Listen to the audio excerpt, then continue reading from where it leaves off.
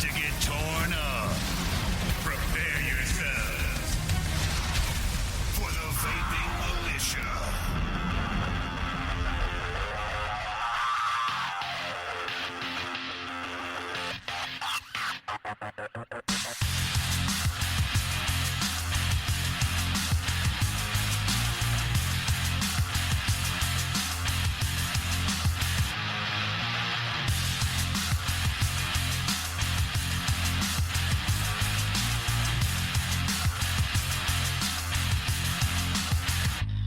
And now for your hosts, Mondo, Robin, and Knock.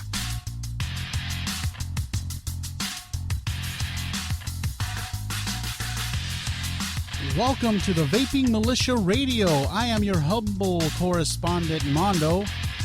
I have my co-host and with us today, with me, the lovely militia lady Robin, and the Google Foo Master, Not.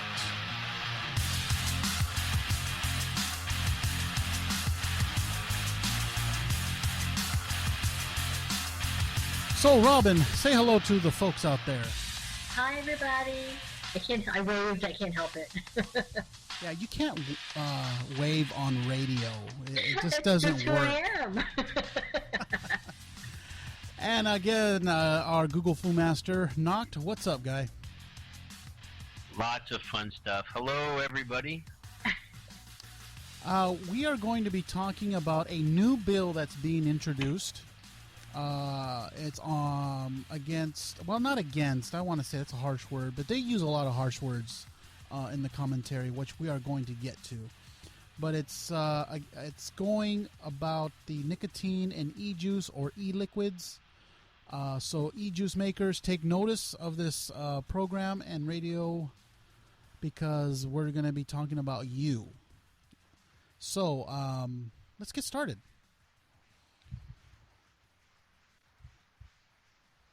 There's a lot it looks like... Yeah, go ahead. I'm sorry. I was going to say, it looks like Senator Bill Nelson of Florida has authored a bit of legislation, and they're essentially they're calling it the Child Nicotine Poison Prevention Act of 2014. Wow. Now, I believe they're doing this because of a statistic that's coming out there right now from the American Association of Poison Control Centers about this 1,500 calls regarding liquid nicotine exposure this year. So do they really have that type of data, or we really have to wait for that type of data? What's going on with that? What they have are preliminary statistics. They do these big reports every year that cover the entire gambit of every type of poisoning that is reported. Everything from pesticides to household products to food allergies. And now they actually created a new code just for e-cigarettes. And they actually created two new codes.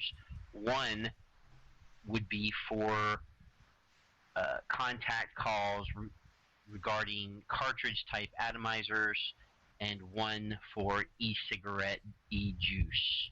Okay, but before... So there's two new codes. So before you get into the statistics of all this, I want to ask Robin, because she is a registered nurse of 24 years. Yeah. There are some pediatricians out there. Now, they don't say who they are. They don't name them. But they're saying leading pediatricians are saying that ingestion of liquid nicotine can cause vomiting, seizures, and even death. They're also saying that in a recent New York Times article that a teaspoon, as small as a teaspoon of highly diluted liquid nicotine, whether ingested or absorbed through the skin, could kill a small child. What do you say? I think that sounds extreme, to be honest with you. And I think they're really just, I think it's just a scare tactic, and while, yes, we know nicotine can be harmful, I really think they're going to extreme. I think they just want to scare everybody. Look at the wording that they're using, just the way they're saying it. And while I think that the child safety cap thing, I think it's a good idea. I think it's a responsible thing to do. I don't have a problem with it, but I think that their tactic for trying to get us there is extreme. No, I don't think that could happen. And you guys know that I used to transport a lot of kids. I used to do emergency transporting in an ambulance, lots of kids. And kids had drank like the hand gel that people use for hand sanitizer, Right. All that kind of stuff. And like that's all around the house. There's no special lid on it. And Knock and I were talking earlier about how they're flip tops. That's just a flip top typically, or a pump. Nothing special in there at all, and they smell like fruit. Some of them are in pretty colors. It's the same kind of thing. But I think I just think this is a scare tactic. I truly do. Now, I know both of you, and I myself have some pretty strong ideas about what is happening with this bill. We don't like certain things that they're saying on the outside of the bill, not the bill itself, because the bill itself is pretty straightforward. It's a short bill, but it's pretty straightforward. They want those child-proof safety caps. This is what they're calling for, which I believe we all are in agreement in this, and everyone in the community should be in agreement with this, that we do need something like this, because they do have them on vitamins and ibuprofen and Tylenol, and we talked about this with Robin, Robitussin. If a child got a hold of Robitussin and drank the whole bottle, they could actually they're going to be, first of all, very sick, and it could be fatal to them, depending on how much is ingested and how small they are. It doesn't taste good either. I can't remember if you guys were in the hangout, but one night I was in the hangout with, somebody, Militia, and I had a tank of some kind of juice that I didn't really like, and I poured it out into a mug that was sitting on the table with me, and then kind of forgot that I had done that, and a little while later went to take a sip and got a mouthful of juice. It tastes horrible, and it was my favorite juice, my very favorite juice. It tastes horrible. So even if a kid got a hold of it, I can't imagine that they wouldn't just spit it out. Now, listen to that, folks.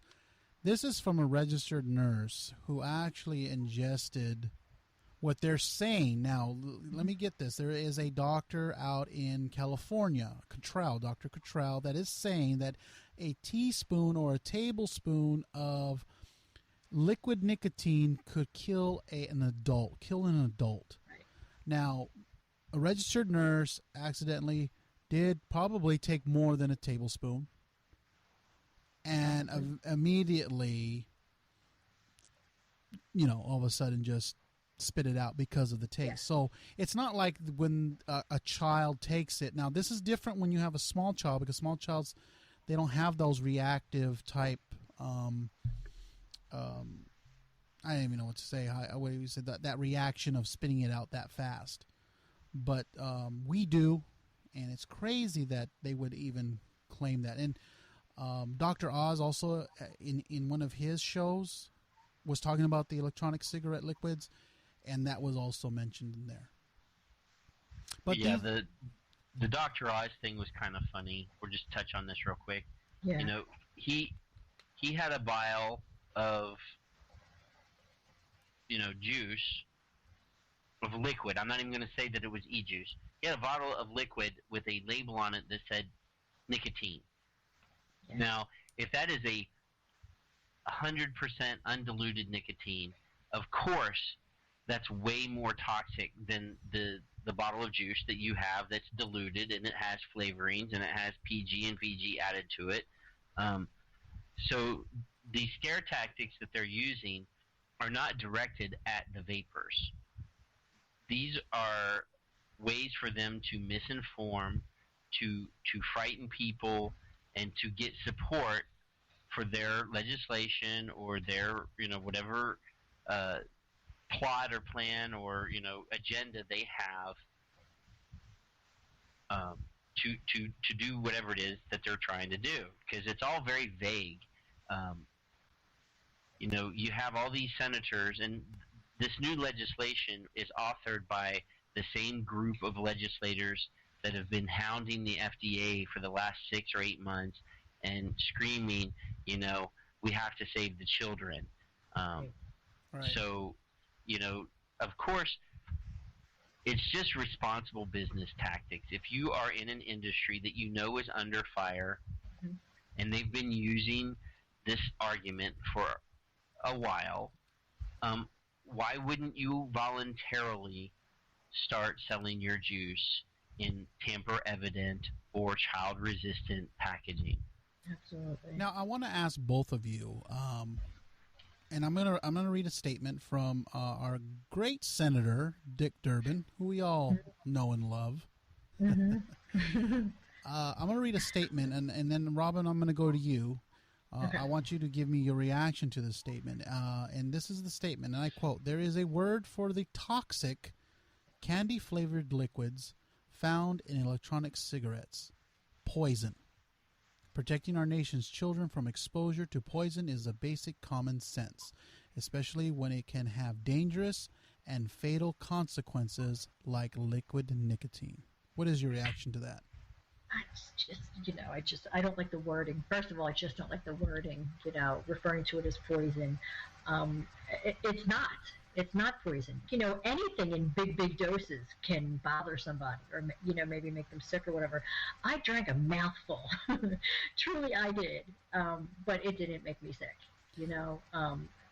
I think it's just so extreme, and I really just do believe they're trying to scare everybody, and one of the things I was thinking about as you were talking, for whatever reason, my mind was wandering a little bit, like the Nicorette gum, those gums, Yes. they don't come in childproof containers, and kids love gum. So I'm not sure what all that's about. And again, while I do believe it's the responsible thing to put the liquid into, the childproof containers, I really feel like the focus is so much on us for whatever reason, and it feels deliberate. It feels deliberate. Knock, what do you take out of that quote? Well, that's just a perfect example of them, using language to steer people the direction they want to go. Durbin specifically says poison. Right. In that sentence. Nicotine alone has never been categorized as poison by pharmacopoeia, by any herbal group or anything. It is not categorized as a poison. So for him to use that word, that just goes again for that whole misleading thing. I mean, there are still people out there that believe nicotine is a carcinogen. Right.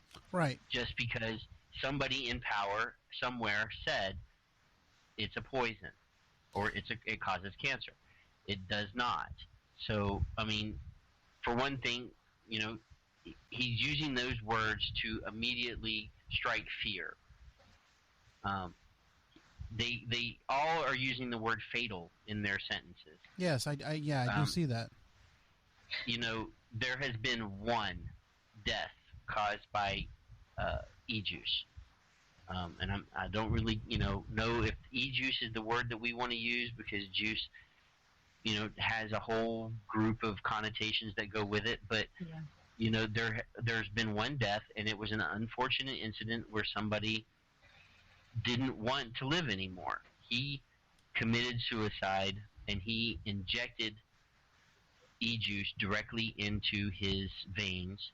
And as far as if my memory serves me correctly, it wasn't even. It was like pure nicotine. It wasn't like a diluted flavored e-juice that you would use. It was 100%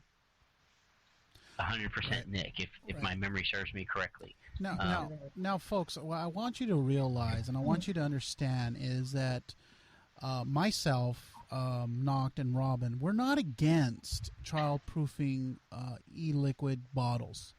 I think this is something that we've been pushing for as the Vaping Militia for a while now. We're just not getting the attention of a lot of the e-juice manufacturers or juice companies or makers.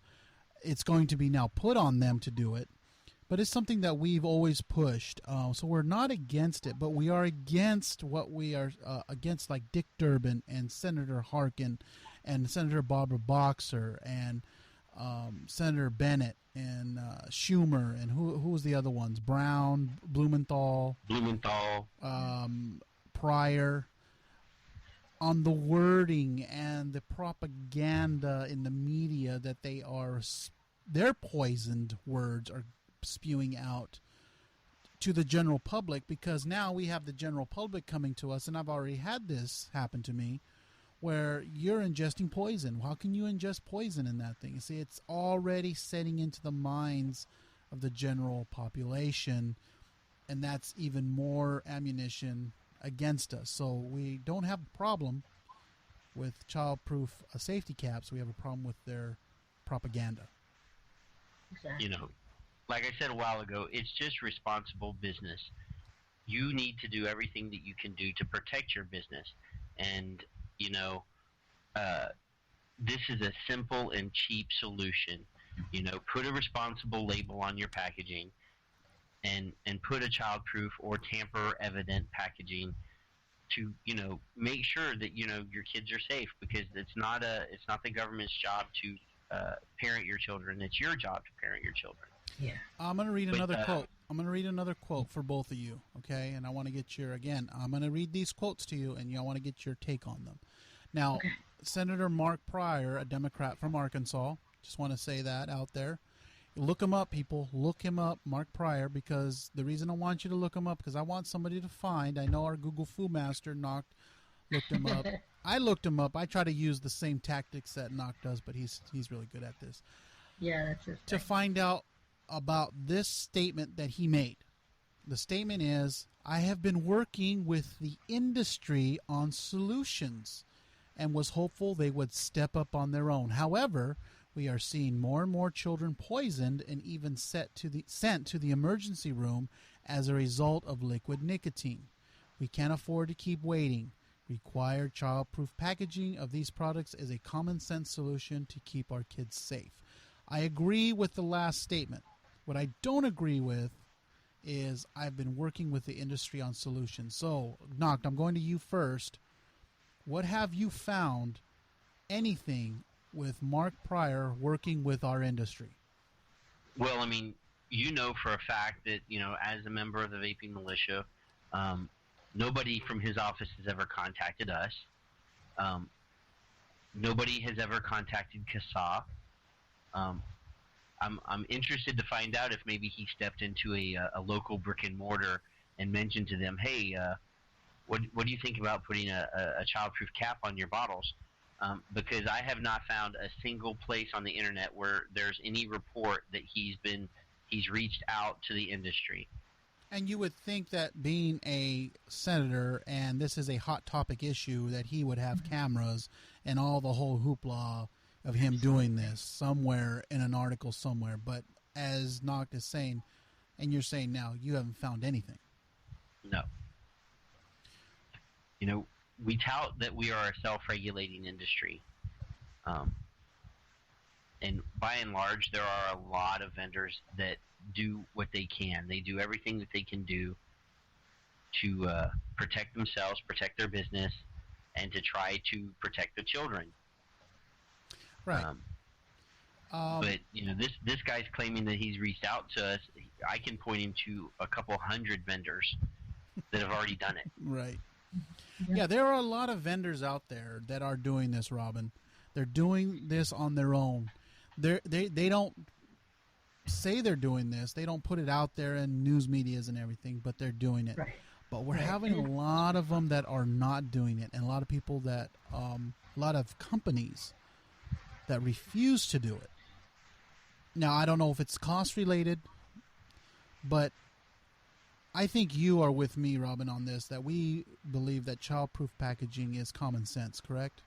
Absolutely, just like we have it on Tylenol in our homes, and you know we talked about Robitussin and all of those things. Absolutely, for the safety of the kids.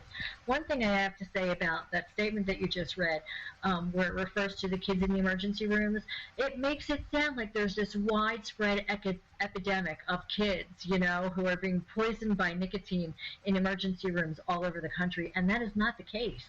That's just completely blown out of proportion. You know, why? For the shock value of it. And the point is that they want to have child safety bottles and caps for the plastic bottles as well. Right. Why do they have to go to that extreme and try to scare everybody? So Mondo, yes. What was that number again? The number of e-cigarette exposures? What they're claiming, and then let's put that in perspective here. They're claiming 1,500. Now, how far off are they? Well, how far off are they? Well, no, they may actually have 1,500 calls. Okay. But for example, I've got there was a study conducted by the Poison Control Centers, and the period of the study is from September 10th of 2010 to February of 2014. So this was just recently published in the last few months, and during that study period, there was a total of 2,405 e-cigarette exposure calls using that new code that they developed just for e-cigarette exposures. Now, do you want to guess how many exposure calls they had for regular cigarettes? I would guess at maybe 300. No, there was actually 16,248 calls for regular cigarette exposures. Really? In that period between September 2010 and February 2014. And there is no childproof safety on those, is there? No, definitely not. Okay. Just want to make that They were clear. averaging anywhere between 301 and 512 calls per month for regular cigarette exposures. Wow. That's Now, this study doesn't break the demographics down that specifically. I do have access to the 2012 complete report on poison exposures by type, and in the year 2012, there was a total of 447 calls for the first code, which is device and or cartridge containing nicotine. So there was 447 calls for that one, and there was on the second code 12 calls, and that second code is for nicotine liquid in a bottle. So how many calls again? 12. 12 calls. Okay, so let's stop right there. Wow. So 12 calls of liquid nicotine in a bottle. Is that correct? Yes. Okay. Now let me tell you what Senator Harkin is saying about this. And it goes back to what you just said. A recent report, and this I'm quoting him, a recent report from the CDC shows a recent, and let me say this again, propaganda words, alarming spike in e-cigarette poisoning, more than half of which affected young children. Now you're telling me in the statistics that only 12 calls have been made. Well, he may be reporting from the 2014 numbers, but in 2012 there was a total of 12 calls for nicotine in a bottle. So do you believe they have let me just ask you this, because I mean, there's a lot of people out there right now that, that don't understand sometimes some of these statistics kind of gets muted and over their head. But do you believe that Senator Harkin and these other, like Dick Durbin, have privy information to the 2014 statistics? Well, I imagine if they made the right phone calls, they could get the information. But again, it would just be preliminary reports, because these reports, this document that I'm looking at is well over 200 pages. And they don't throw this together overnight. Okay, and they're combining statistics from offices all over the United States. Yeah. Let me read the rest of his quote here, and I want you guys to comment on it. So he says there's an alarming spike in e-cigarette poisonings. This comes as no surprise given the popularity of e-cigarettes, candy, and fruit-flavored liquid nicotine that is enticing to children. We have childproof containers on everything from vitamins to ibuprofen. Again, plain common sense. We place childproof mechanisms on highly toxic and poisonous liquid nicotine. Robust FDA regulations of e-liquids and e-cigarettes is absolutely essential to protect our children from these products. In the meantime, these simple steps would give peace of mind to parents and help protect our children from accidental ingestion or fatal poisonings. So he's using some harsh words here where he's saying highly toxic and poisonous, fatal, stuff like that. What do you think? More scary. Well, considering in the last, several years, there's only ever been one fatality, and like I said, it was a purposeful movement. It was a purposeful action. Right. It was not an accidental poisoning. It was somebody poisoning themselves purposefully to end their life. There has never been any other case of that. Now, the interesting thing is this poison study, the poison report, it actually breaks down the outcomes, what happened, so forth and so on.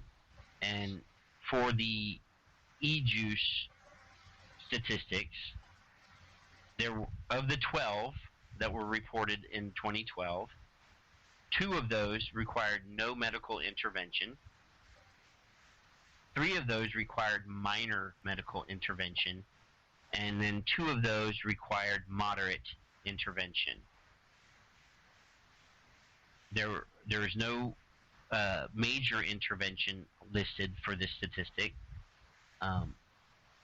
And the funny, interesting thing is 5 of those people actually required to be taken to a care facility. Right. So this moderate outcome may have required, if it was an ingestion, they may have been required to induce vomiting. Correct. If it was an eye exposure, they may have had to flush their eye. Right. So 5 of those people, of the 12, were actually taken to a medical facility, but it does not indicate what was done for them at that medical facility. They may have just been told, go home and go to sleep. Right. So we actually don't know as far as that goes. But yeah, I mean, there was no major medical intervention on any of these cases, and there was 0 deaths. Robin, let me ask you this. You have children, correct? I do. I have 2 children. Yep, Okay. 2 boys. When they were smaller, did they get into things that they weren't supposed to be getting into? Not really, Mondo, because they make those lock things that you can put in your cabinet so the kids can't open them. I had those. Do you know what I'm talking about? Those plastic lock things. Child. I had those on anything that was medication or anything, like that. I put up high. I smoked. I always made sure my lighters weren't around. They were somewhere where the kids couldn't get them. They never got a hold of my cigarettes or anything else. But I was careful. You were a responsible parent keeping your kids safe. Is that correct? Yes, absolutely. And so, there comes a time when a parent needs to be a parent and make sure that these things are out of reach of small children. Now, there was a report of a lady who I think the husband was a e-cigarette user, a vapor, and what happened was he left a bottle of e-liquid, and their, I believe 2-year-old son got into it, and he spilled it all over himself. The child did get sick. They did take him to the emergency, but it wasn't fatal. And she said it was a 30 ml bottle. Wow. That's a lot of liquid, and it was 12 milligrams. So what we're seeing here is that it's not the fatal poisoning, because they're also saying, because it wasn't ingested, it was actually it went through the skin. So they're also claiming that too. That getting in through the skin is also the same thing as ingestion. These words that they're using. She said, of course, she was concerned. They told her he was going to have the kid's gonna have some headaches. It's gonna be a little sick for a little while, but it should wear off. Right. Mm-hmm. So the claims of this thing, they're taking it to the dire, alarming, spike, and all these words that are so in dire straits type wording that they're using. Well, to go back to what she said earlier, what Robin said about hand sanitizers. Yes. I'm looking at the 2012 numbers right now. There were actually, you want to guess how many reports of hand sanitizer poisoning Yes, in tell the me. year 2012? I think everyone should know. 18,843 cases. Wow, that's Now pretty that's pretty alarming. Now I will use alarming spike in hand sanitizer ingestions. Yes, agreed. Absolutely. Okay, and I hate to say this, but I've been to the store and I don't see any child resistance packaging on hand sanitizers. No, never seen it. And 7 of those cases actually required major medical intervention. Sure, it's alcohol poisoning. Oh, here's another one. Okay, go ahead. We'll throw this out here. Toothpaste with fluoride. Yes. How many cases of toothpaste poisoning do you think there were? I would say now you're hitting the thousands all the time, so I'm going to hit you with 2,000. Actually, you're about 10 times too low. Really? Now, hold on. 20,306 cases. Wow.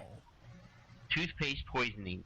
Now, again, this is a flavored product that is marketed directly towards children Yes. with cartoon characters, Yes. and it does not have tamper-evident or tamper-resistant packaging. Right. So you see what the clouds are gathering around the e-cig industry, and you're seeing it because it's the hot topic.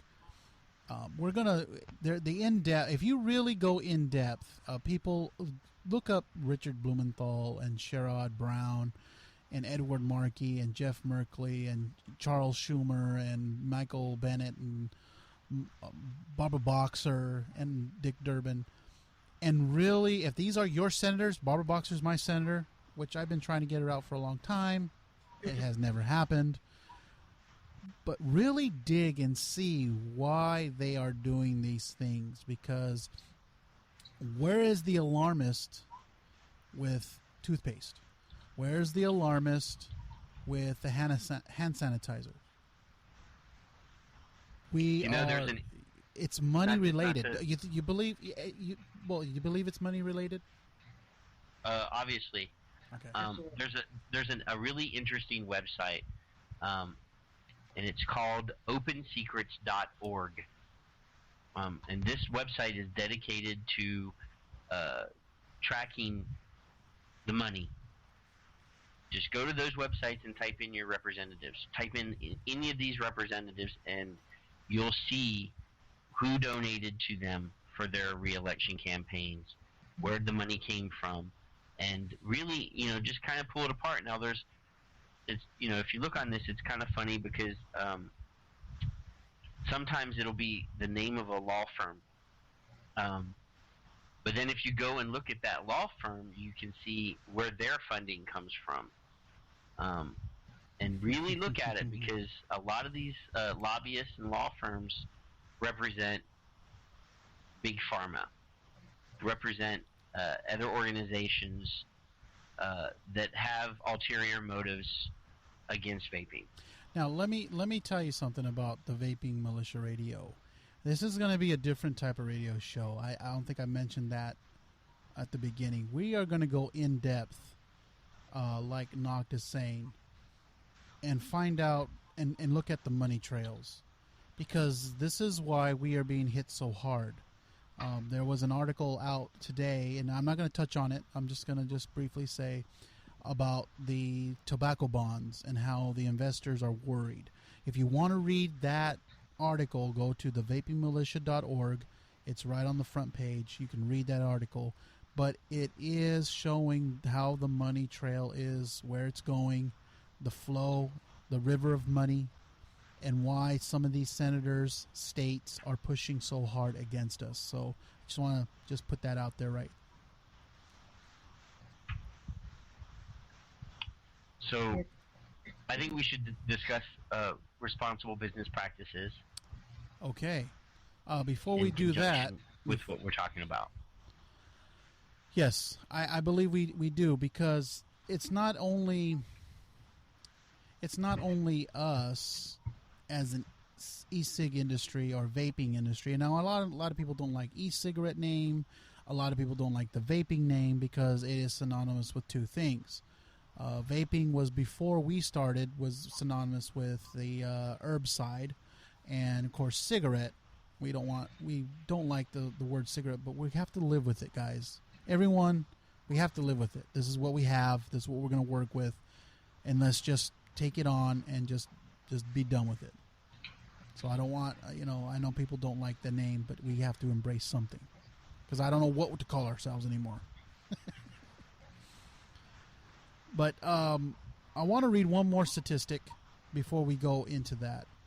And then I want to read the bill before, so hold on to your thought there, Knock. Nicotine levels in e-liquids varies. Okay, and this is Dr. Cantrell from the control system in California, my state. He also is the guy that's promoting the less than a tablespoon. Now, it's less than a tablespoon. Could be a lethal dose. But this is the concerning thing that I'm seeing. He's saying a less than a tablespoon, not just for a kid, but 1 tablespoon could kill an adult.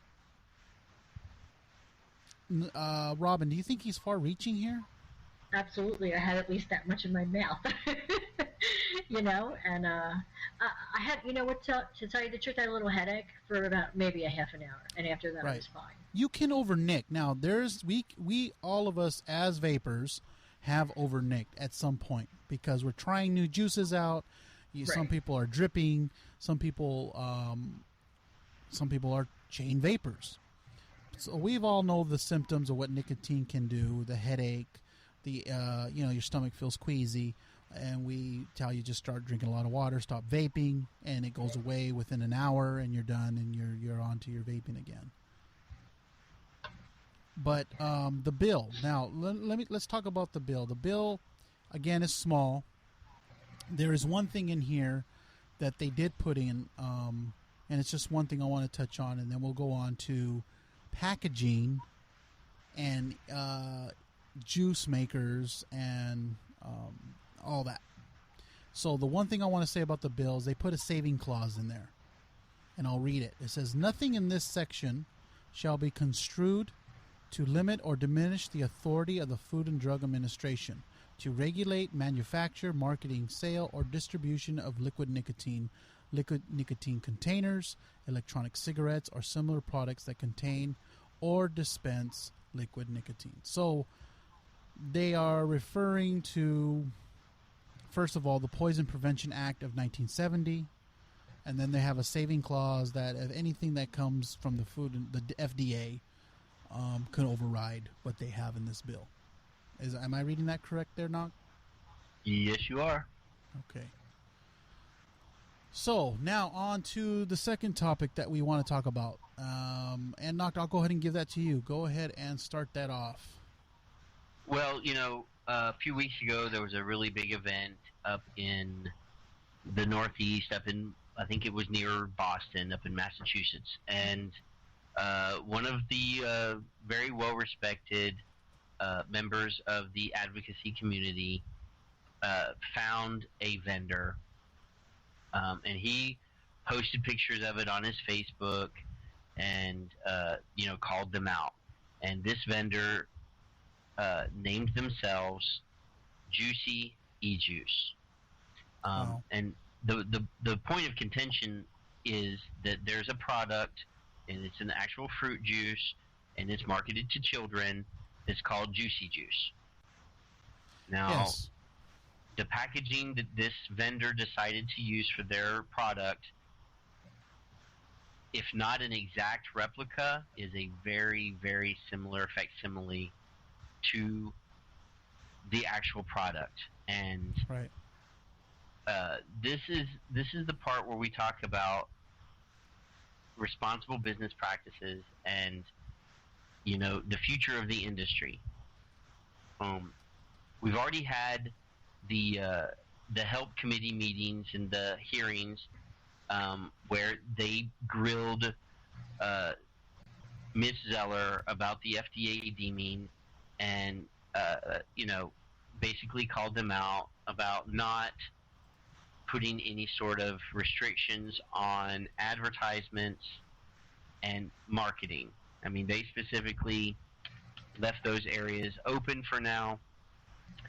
But for a business, and it's not just this one vendor, but we're specifically using this vendor as an example, to create their product in such a way and market it in such a way is irresponsible. And it's going to hurt the industry as a whole. Right, and it is going to do that. There's a lot of juice makers out there that are using the funny little characters, and they're using the nice cartoons, and there are some actual vendors, and I hate to say this, but these vendors are actually taking packaging from another industry and using it either on their label or on their website. So I'll just give you an example. Say a vendor came out with Reese's Pieces flavored e-liquid. They're using Reese's Pieces trademark logo on their packaging or on their website, and that, I believe, is wrong. And I know a lot of some B&Ms or some online vendors of e-juice are getting cease and desist letters. What do you think about that, Robin? Is that something that we should be doing as an industry? As far as the cartoons and all that kind of stuff, you mean? Yeah. Or using trademark logos from other companies to sell their e-juice. I don't think that's acceptable in any other business either. Why would it be acceptable in ours? Mm-hmm. I'll give you an example. I had a friend who worked for a men's store, selling clothing when he was younger, and it was just called the men's store. But then I know another guy who was working at a store, and the owner decided to call it the boy store. They got a cease and desist letter because it was too similar to their name. It's bad business. It's just ridiculous, and it's the same kind of thing. Now, are we seeing a lot of this happening? I mean, we are in the vaping community. Are there a lot of manufacturers of e-liquids doing this practice? No, do you know? Oh, there's more than just a handful. I'll tell you that for sure. Absolutely. There's plenty of companies out there that use little cartoon characters, or like you said a while ago, they just out and out steal the label off of a product that already exists. Yeah. It's one thing to make a flavor that tastes similar to a breakfast cereal, but it's another to call it that same name. Yeah, like I know there is a Captain Crunch flavored e-liquid, and they're using Captain Crunch's logo, or who makes Captain Crunch? Is it Kellogg? Is it, I can't remember who it is. Quaker Oats? I think it's Quaker Oats. It's been a long time since I've had children's cereal. And they're using Captain Crunch, and you just can't do that. It's just not. It's not right, and you are going to get at some point a cease and desist letter to stop doing that. So I'm telling you, if you are a juice manufacturer or you are a seller of e-juice that you are doing your own packaging, you need to come up with something original, something that is yours, something that you can trademark and say, this is mine. I am not copying anybody else's. I know a lot of juice manufacturers, if they have an apple flavored e-liquid, they just use a picture of an apple. They don't go get Apple Jacks cereal logo and put it on there, which I actually have seen. Yeah, I've seen. No, Be general in your packaging if you have to. I really think that we should minimize the number of bullets that they are going to shoot at us. And when Yes. the next hearing shows up, and Dick Durbin is standing up there reading the riot act again about saving the children, and oh my God, they're marketing to children, and he holds up a bottle of juice that looks just like a kid's juice box. That is actually going to kill us. Right. It does not work in our favor, I'll tell you that. It puts more ammunition, again, as you say, more bullets in there to fire at us, and we have to make sure we minimize that as much as possible. So us being, as Knox said this before at the beginning of the show, we've always touted ourselves as self-regulating, but we're not doing it in practice. We say we are, but we're not doing it. We still have B&Ms. B&Ms, if nobody knows what that is, that's brick and mortar shops, vaping shops, that are still selling to underage kids. Yeah. It's rampant in different states, and now we are trying to crack down on them as a industry, but we can't really stop sometimes, or don't know that another B&M is doing that. Well, there was a news report a while back, and they were interviewing a shop owner, and he was saying how they were doing everything they could do to prevent kids from coming in, and then they panned the camera around the shop, and there was a kid playing in a playpen in the back room. Wow. Where they mixed juices. Wow. And there was a bottle of nicotine, of pure uncut nicotine, right there within arm's reach of that child. That is not good. Yeah. No. And that is on TV now. That is actually out there. It is in the world. If you're a shop owner and the news comes in and your kid's in the back room, tell them to come back later. Right. Don't give them any reason to question the authenticity of your words, because if they show that on TV, and they're just gonna hammer you with it. But as a whole, we need to step up. We need to do the advocacy. If you're a shop owner, you should be handing out flyers to every guy that buys a bottle of juice. Responsible use of this package, or responsible use of this product. Keep it out of the reach of children. Links to CASA, links to the Vaping Militia. Correct. And my God, as a consumer, you need to be finding out what your shop is doing for the industry. What is your shop doing for advocacy? And if they're not doing anything, take your money somewhere else. Yes. And remember, we are the Vaping Militia. You can find us at thevapingmilitia.org.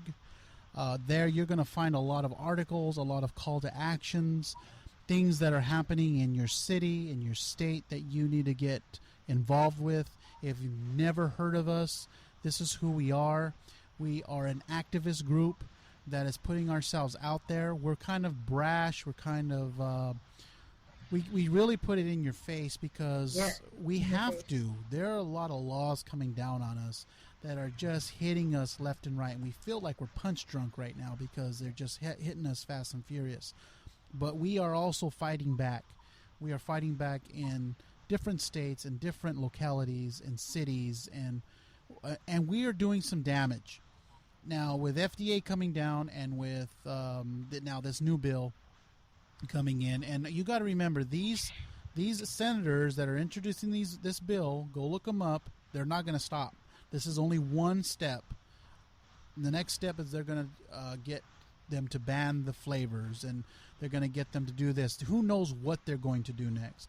We have to watch them. So if they are your senator, make sure you watch them and watch what they're doing. And if there's anything that they're doing that you feel that needs to be alarmed, contact us at thevapingmilitia.org. We'll get on it. We need you as much as you need us to help in this fight. Any last words from you, Noct? Like I said, we always mention on Vapors Worldview, step one of Advocacy 101, support your fairly priced advocacy involved vendors. Keep your ears to the ground because these local actions are hitting us very quickly now, and everybody needs to stand up and get ready to fight. Yes, and if you don't know what Vapors Worldview is, let me just touch on that too. If you don't know, there's a lot of shows on vape-related products, and there's hosts and you go to vapors.tv. There is a community of online people that come out and put themselves on camera and talk about the latest mods or the latest e-juice or the latest things that like we talk about, laws and stuff like that. And there's different channels. The Vapors Worldview is on VapeNet, on Nova Broadcasting, and on our own channel, the Vaping Militia. So you can catch those shows, and these are live shows where you can see our faces. Right now, I have a good face for radio. Just want to put that out there. That show us and what we talk about. So Vapors Worldview is a online show that talks about the same advocacy, but they do it in a different format. So Robin, any last words on everything we've talked about, from childproofing to juicy juice and all that stuff? Yeah, you know where I am with all this stuff. I can't help saying that in this industry where we're under scrutiny so much, and I feel like we're under a microscope sometimes, such a simple thing as doing the childproof caps. I can't understand why people just aren't doing it. I mean, it makes us look better as a group. If there's concern about the children, truthfully, I don't think there's a lot of harm, that can happen to the kids. But if they feel that way and the media makes it look that way, then I think the least we can do as a group is make sure that we have those kind of things in place. That's all. Awesome. I want to thank you too for for a good show. Again, this is the Vaping Militia Radio. I am your humble correspondent, Mondo, and my co-hosts are the Vaping Lady, Robin, and the Google Foo Master, Noct. And Google Foo. And we will talk at you soon. So we want to say goodbye. Bye. Bye-bye. Everybody.